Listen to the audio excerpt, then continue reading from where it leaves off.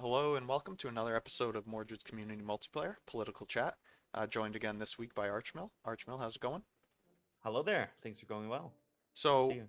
we'll kick things off with the Great Power list before we dive into the many player conflicts from this past session.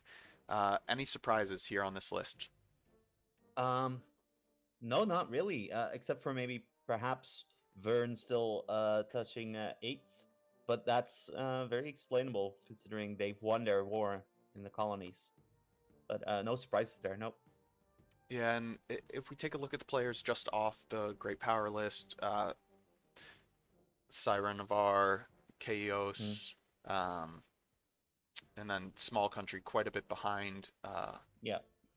Any chance this list is going to see a shakeup next week, or do you think we're starting to reach a point where the great powers are a little more solidified? Well, yeah, it depends. You predicted last week that indeed the Greek elves, Chios, were going to drop off.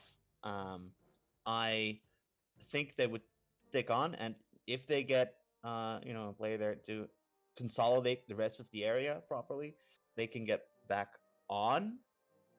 But it depends as well on what the colonial powers are going to do, and if the colonial powers can keep them down, then I don't see many changes. And then we'll dive in this week. We'll do things a little bit differently. We had a very large number of player wars, so we'll focus primarily on those. The large player war that was bringing us from last session into this session, obviously, was um, Arboran, Kvaria, and friends versus Saranavar with some help from the Phoenix Empire. Marhold got its cores back through Yeah, rebel occupations flipping the provinces. indeed. Kvaria eventually pieced Saranavar out just for money. Did that Yeah. surprise you that they were sending peace offers that did not include cores? Well, at the time when all the cores were returned, no, I didn't expect that. I mean, I expected Kvaria to take a little bit more land, maybe, but this Kvaria player made it very clear that they had no intention of taking anything other than the returned cores. So when they indeed managed to get the rebels to flip those provinces back, as Serenivar was completely besieged. Yeah, no, I understand this peace deal because again, small country was also saying that they wanted to shut Kvaria and Arbren down on the money side of things. Um, so getting that money from the costs they incurred, I think it makes sense. Ah, okay, so Small Country was looking for some of the debt to be repaid. It did look Yes. like Helena may have accidentally accepted the peace deal, or there may have been a slight glitch there. They apparently weren't ready to peace out, but from what I saw, Ah. it looked like they were fairly decently occupied. Do you have any additional information on that? Not any additional information. Yeah, I did see her comments in chat. That she was like, "Oh, that was a mistake." Um, but I don't know exactly what went down there, especially also because I wasn't really in contact with Abraham Kavaria or Marhold because of strained relations. I do know that Helena offered me and Adenica an alliance offer, um, so that is interesting. And you have not Um, yet accepted that, obviously, currently allied with Rubnair, Small Country, Bjarnrik. Is that a possibility moving forward? it is a possibility. I see it as an unlikely one, considering Adenica also wanting the land that they own, frankly. So, Okay. And uh, while that war was going on, we had the Phoenix Empire taking an opportunity to, uh, we'll say, pounce on the Tigers of Van Ranhar. yeah, They swapped this very vassal surprised. over, I believe. Um, it, because of the Phoenix Empire joining that war, bankruptcy, and some aggressive expansion, uh, a number of AIs took that opportunity to pile on. A few Hmm. different coalitions ended up firing, and it, I think it's rest in peace for our Rehen player. Uh, Definitely. Anything to note? Is this going to allow Phoenix Empire to harness some of the wealth of this region? Currently, tremendous amount of trade stuck in the region. Oh yeah, which means Phoenix Empire relatively poor, considering their their development and the size. potential. Yeah. The trade region. Yeah, no, there's a great amount of potential there, and I do think the fact that the Ofdal Kanzad player was not there enabled the Phoenix Empire to do this because they were still at war on the west side, and while they were not committing, which I was kind of surprised by, um, yeah, that allowed Phoenix Empire to just pounce on a bankrupt Fenrahar, and now this region is completely open to them. I don't think Ofdal Kansad can stand on its own legs unless a Lake Federation would support them. Um, but yeah, no, I think Phoenix Empire can get their economy going nuts, frankly, with all the value from Rahen pouring in. And speaking of the Lake Federation, obviously they were able to form this past session as we Mm-hmm. expected. Their development through the roof, just because of the institution penalty, not number one, but number one in development overall. The relatively They're strong gonna get economy. the institution soon enough as well, so they'll bump back to number one quickly, I think. And so they fought what I believe is a relatively lopsided war against the ogres. I don't Hmm. think there was a ton that Atos could have done based on the isolation that the ogres found themselves in. Force limit numbers were skewed pretty heavily in favor of the Lake Federation. Um, any way to slow the Lake Fed down moving forward, or are we going to see some large scale battles between the Lake Fed and the Phoenix Empire? I do think we're gonna see large battles between the Phoenix Empire and the Lake Fed. The only thing that's slowing the Lake Fed down as of this moment is their governing capacity. They've already, I think, at two or maybe already three of the different policies enabled that gives them more capacity. But yeah, that's their great limiting factor for now. So while I do see conflict in the future, I think the Lake Fed is gonna take it slow and easy, and as they've been doing already, they are propping up Orlazamas Deer. That's their, only ally that they're taking, and that's also gonna cause conflict with the Phoenix Empire and the Wood Elves because the Wood Elves are well and truly into the tunnels.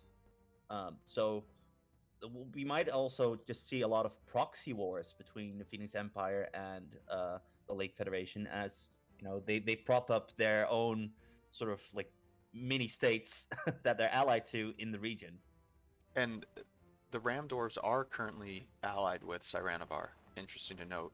So Hmm. we've got the Lake Fed also allied with the Ram Dwarves, but then Phoenix Empire being, I'd say, a natural enemy of the Lake Federation. Is that fair? Mm-hmm. Yeah, So, for sure. interesting little web of diplomacy being woven there. Yeah, indeed. Yeah, I think both Saranavar and Orlazamas Deer have each other allied for now, just as a guarantee of safety, just to secure a flank.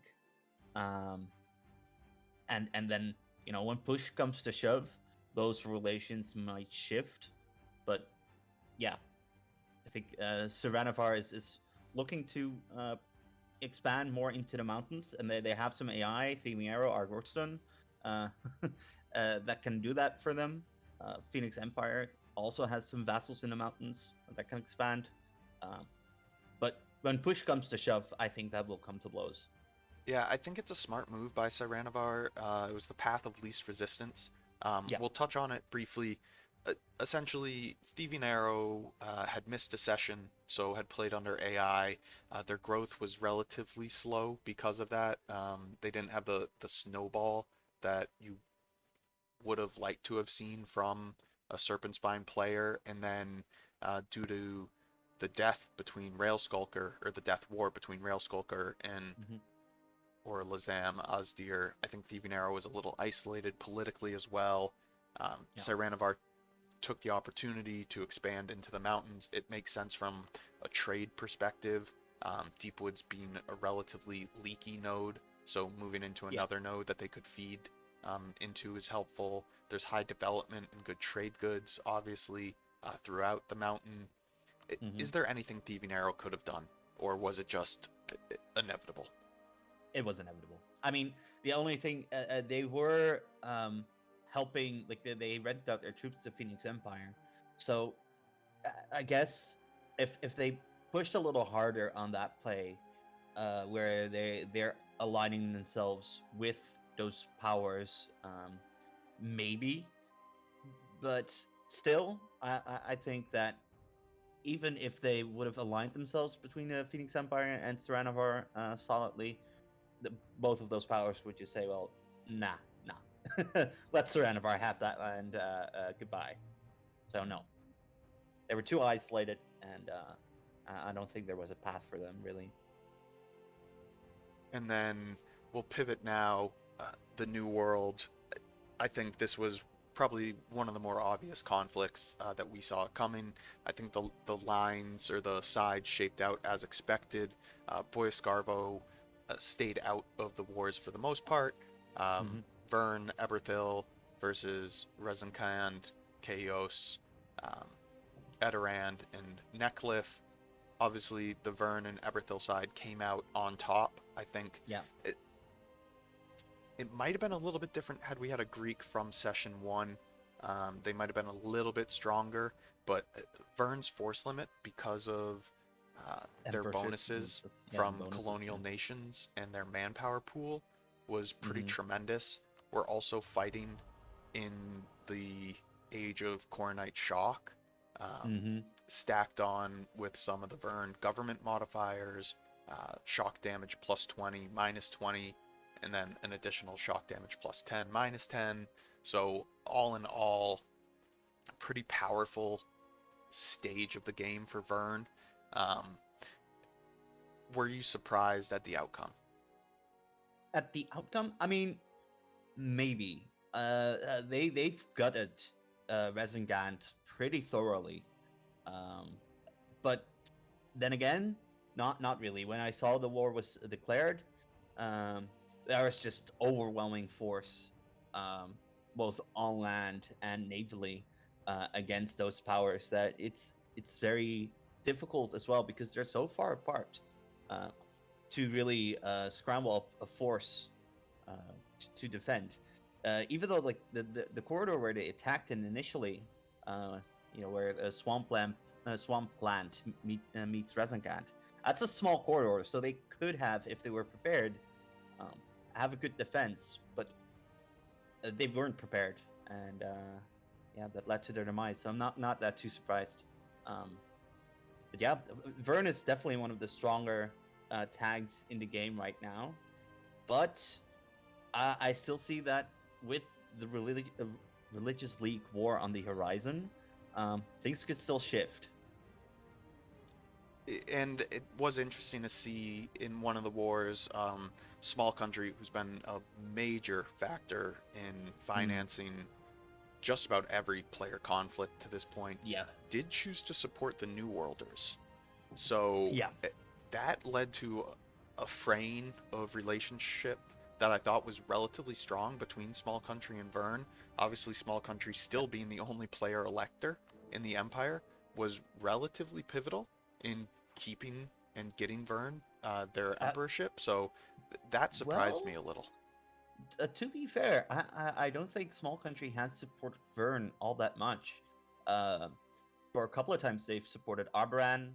They've even supported Adenica for emperorship.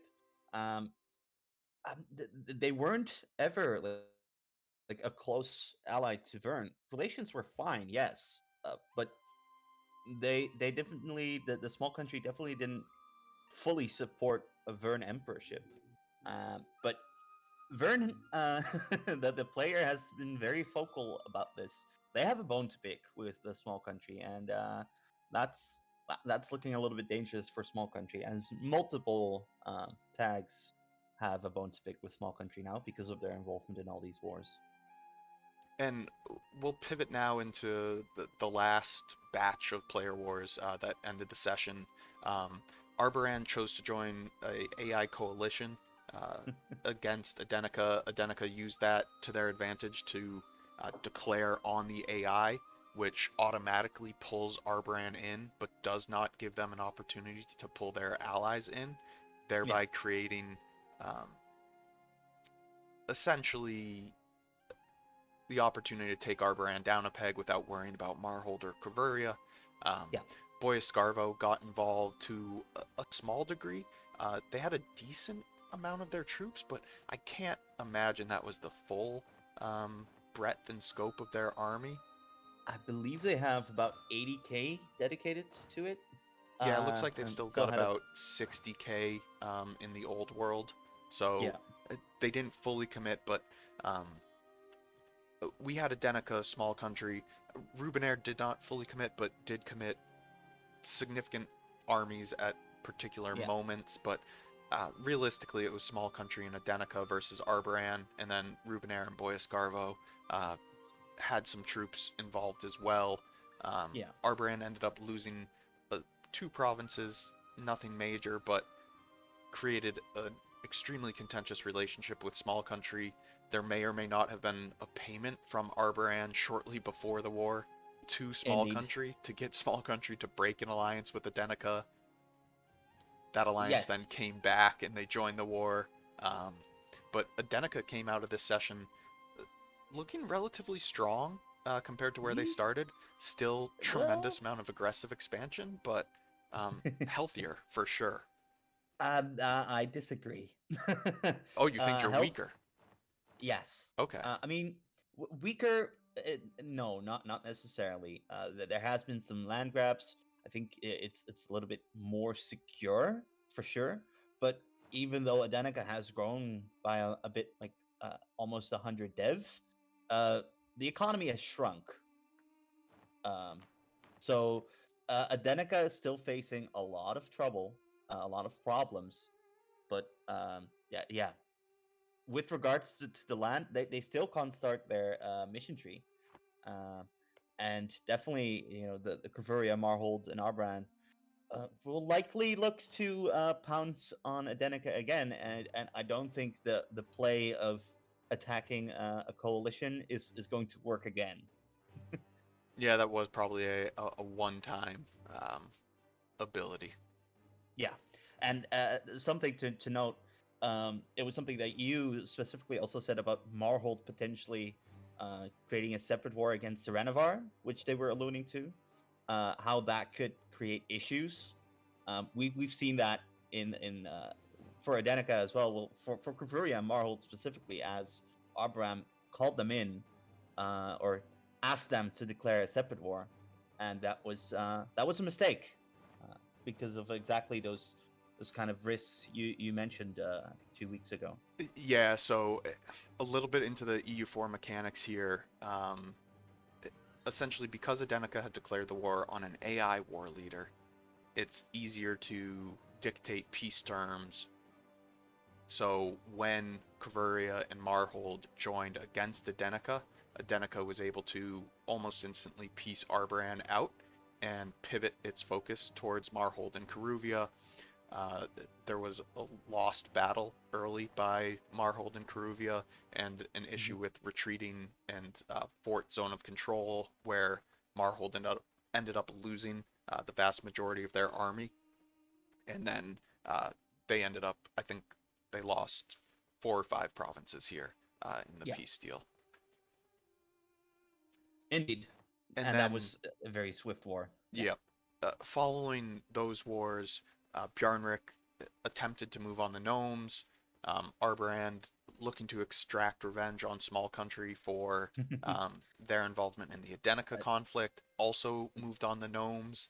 Small that was. country answered the first call to arms, Mm-hmm. declined the second call to arms. That was a beautiful play. Like Yeah, I heavily rate that because they could still support the gnomes against Bjarnrik, but then Abran was kind of toothless against the gnomes because I mean, they could, and what they did, they've released Riveria, but Small Country doesn't have a truce with Riveria, so they can just attack Riveria, return, of course, to gnomish hierarchy, there's no and cores. A oh, there's no release course. removes the Oh, cores. never mind. well, that solves that. Yeah, so it is a little more punishing. A little bit more punishing, but Yep. still, there's little like potentially Rubenair could get involved in some of that land, but I don't think they want to. Um, but yeah, no, that was a great play from the small country because Arbran wanted to take it out on the small country, not the Gnomish hierarchy. They couldn't take anything from the Gnomish hierarchy themselves, land wise.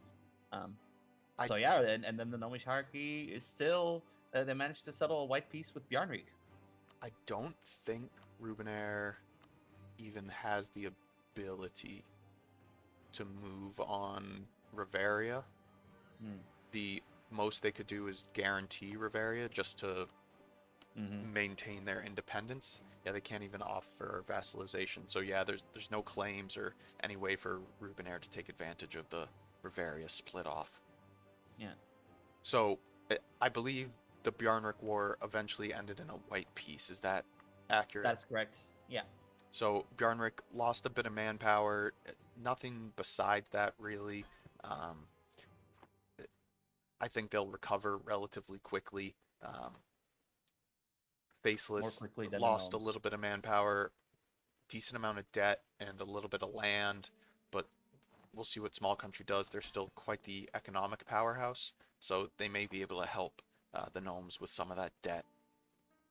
Yeah, I think they've already started helping them with some of that debt. So that relation is still, and, the small people relation is still going strong. Um, but I do wonder that perhaps the gnomes should have pushed Yarmik a little harder, uh, because I do think that a white piece in this situation is more beneficial to Bjarnrik. I agree. So we'll zoom out a moment. That brings us to present day. Here we are, 1565. Action-packed session. The first session extremely tame. The second session, Eskin exploded, or Mm. maybe no. The third session, Mm. Eskin exploded. Uh, Here we are at the end of the fourth session. Everywhere exploded. What's the next major conflict brewing? Well, the obvious one is the religious league.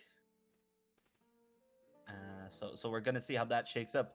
I've already heard that Kvaria and Marhold are not necessarily committed to joining the Coronite League because they are very afraid that if they're gonna commit to the Coronite League, that opens up an attack from the Wood Elves. So and on the Regent Court side, like currently, when you look at the players involved, there aren't a lot of players involved. Yeah, my But understanding is there's a single player on the Coronite side and a single player on the Regent Court side at this moment. yeah, and still, if you count the current Regent Court players, so Rubenair, Small Country, Ambon Cost, um, versus the Coronite players, which are Arbran, Conwell, Vern, Eberthiel, that I'd say that the Coronites have it, but perhaps there can be some diplomacy. Perhaps Bjarnrik would join on the Regent Court side, or the Wood Elves would join on the Regent Court side. Um, and because the uh, Regent Court could still uh, attack the Emperor to with the CB at a time that few players are in, and perhaps uh, change the balance that way with no players being in. So that's something to see. Like there can still be a lot of shifts in the balance going forward. Um, but yeah, that is the war that we will 100% see next session. So I believe currently Wesden owns um, the league for Regent Court. That's because Adenica said war. Ah, okay. So if Adenica pieces out, they could then take the ownership and declare the war on their Yeah, terms. yeah. Interesting. I'm not sure if let's say a Rubenair or a small country would join. They would probably be the leader, likely. But yeah, uh, Adenica was the leader of the Regent Court side uh, until they declared, and then it would bumped down. And then zooming out of the Knorrian focus, Yeah. let's talk about the Lake Fed a little bit. The ogres still exist, still to their north. Not a tremendous threat at this point, unless they're able to find some diplomatic allies. Phoenix Empire, obviously a rival. I Mm. can't imagine the Lake Fed wanting to work with the Phoenix Empire. It doesn't give But them the many ogres other may. options or things to do. Um, how soon do you think we will see additional player wars involving the Lake Federation? Could also be next session. The ogre player may well uh, give it all they have and get Phoenix Empire on their side. I've heard there's talks about that already, and that was before a Lake Fed formed, so that was like 2 sessions ago, where and this was not set in stone, but the ogres were considering perhaps getting a new religion, and perhaps they could leverage this and say like, okay, if you Phoenix Empire attack the Lake Fed, we will switch to your religion, and that could open a two-pronged attack on the Lake Fed, and that could shift the balance again. But we'll have to see. Phoenix Empire, even though big and certainly strong, um, they're not this as strong as they could be at this stage of the game with their size. So it remains to be seen. And potentially also the Phoenix Empire may well want to consolidate Rahen and the little bits they have, from Elisna before diving into a big player war. And then pivoting over to the New World, are our New World players going to give it another shot? Is there anything they can do without the full support of a Boy Escarvo versus Vern and Eberthil? Or is it too little too late? The important thing there is, I think, initiative. Um, and yes, probably Boyak Sarvo should get involved. Um, but Eordalon and Kaios can definitely, if they have the initiative, they control the war rule, and are prepared. I think they could really do a number on these colonial nations, and I also think they have to for their own survival. And that also brings us back to the Religious League War, because Vern is the leader of the Coronite League, and so when that happens, Vern will inevitably be a target of these nations. Um, Simply, also, they have to. If they don't seize that opportunity, I don't see them coming back from that. Yeah, there's an interesting opportunity here. Vern and Eberthil may be tied up in the League War. Let's take Aerodan, for example. I believe they have the ability to declare directly on Nur Eberthil, Hmm. and they could quickly blitz it down while Eberthil is distracted, and Eberthil does not automatically get the call to arms. They have to choose Indeed. to insert themselves as the Overlord. So there's an opportunity to just slice off a chunk of their colonial empire. Yeah. And I think the same could be said for Wyvern's Bay and Boy Scarvo if they Hmm. chose to take advantage. Um, so that's one way to press the initiative. And then I think the biggest challenge is going to be navally. So Yeah. the Greeks obviously have some strong naval ideas once they complete naval and get a few more of these bonuses in place. Um, I think, yep, naval ideas here as well. Eberthil has not yet gone naval, so there Hmm. is an opportunity there.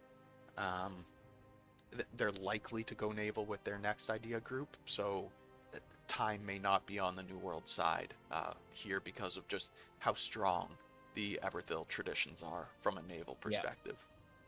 100%. As Weapon always, can't we'll own. circle back to the Great Power list. Yeah. All players, Phoenix Empire, Lakefed, Eberthil, Boy Scarvo, Erdan, Rubenair, Bjarnrik, Vern. Who's going to drop off this list? Ooh. Um. Yeah. Potentially Vern. Um, but potentially Bjarnvik, it depends. I don't think Bjarnvik is gonna drop off this list. I think they're gonna grow even further and solidify their position there. But if the gnomes and perhaps Arbran, uh, you know, s- get involved there, perhaps even at some point the Rem dwarves or the Zamazdir. There's still some land to go, but that there is still that challenge up there. But I don't see that happening. Not next session, and actually, frankly, not at all. Um, Vern, maybe. It depends on the League War. Because, as we just noted, when the League War is going to happen, Vern's going to be distracted, and that could well be a push to take those colonies from them. Yeah, I'm gonna go with Bjarnrik being replaced by Cyranovar as my prediction. Um, Hmm. I think Vern has an opportunity to one continue to expand within the Empire. There's still Yeah, quite a few AI consolidation that he can that's do. true. Bjarnrik obviously does also have consolidation opportunities, but not to the extent that Vern does. And then colonially, it looks like Rezencand is going to be given over to Vern, so can add some dev there. Right. And then I think Cyranovar is going to quickly gobble up the Serpent Spine, so their potential for increasing their dev, I think, is just a little bit higher than Bjarnrik's. Obviously, Yep. Bjarnrik is competing with the gnomes in their colonial region, so not a ton of dev to be added over there. Yep. No, I think actually you're right. Um, it also it kind of depends if Marhold and Gravuria could still muster a challenge to Seranovar, which they're definitely intent on doing. Uh, I think the little splot of green between the two of them is something they want to eliminate. But you are definitely right. Seranovar still has a lot of growth potential in these tunnels, so they could well kick Bjarnik out. Yeah, it'll be an interesting one to keep an eye on. Any final thoughts for our viewers? Um, Enjoyed the religious league war. I think let's hope it's gonna be a good one that's somewhat even and not you know a, a religious piece or a stomp one way or the other. Well, thanks as always, Arch. Yeah, thanks for having me.